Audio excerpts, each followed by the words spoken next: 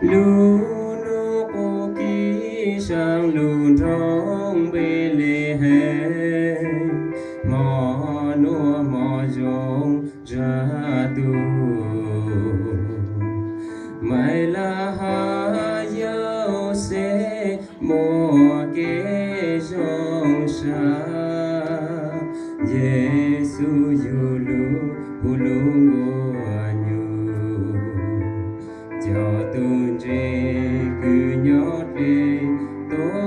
cha mi tu vang dự nông nên dù lời ta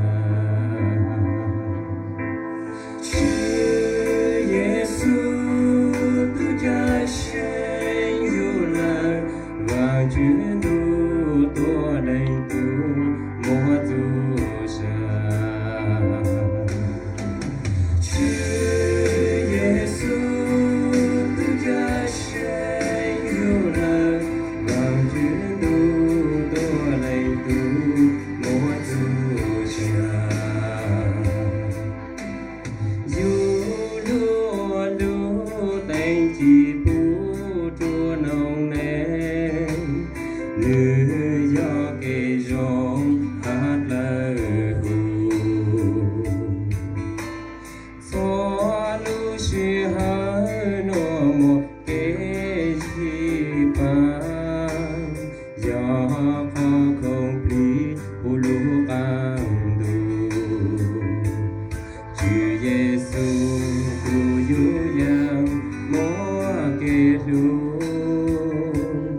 cho số tu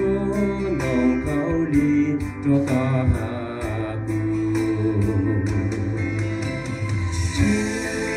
Giêsu tu cha sen dù lần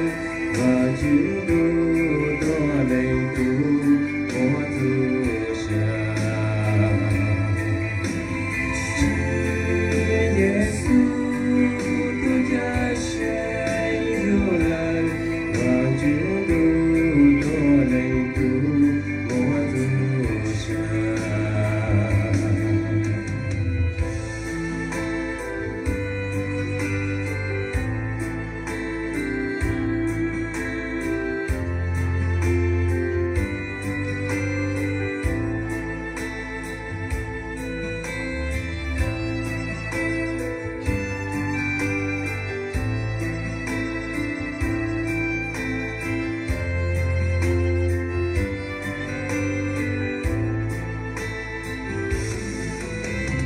Hallelujah, hallelujah, hallelujah, hallelujah, hallelujah, hallelujah, for you. Hallelujah, hallelujah, hallelujah, hallelujah, hallelujah, hallelujah, for you. Hallelujah, hallelujah, hallelujah, hallelujah, hallelujah, hallelujah, for you. Hallelujah, hallelujah, hallelujah, hallelujah, hallelujah, hallelujah, for you. Chúa Giêsu tu cha sen dù lời và Chúa tu đo đầy tu mua tu sa Chúa Giêsu tu cha sen dù lời và Chúa tu đo đầy tu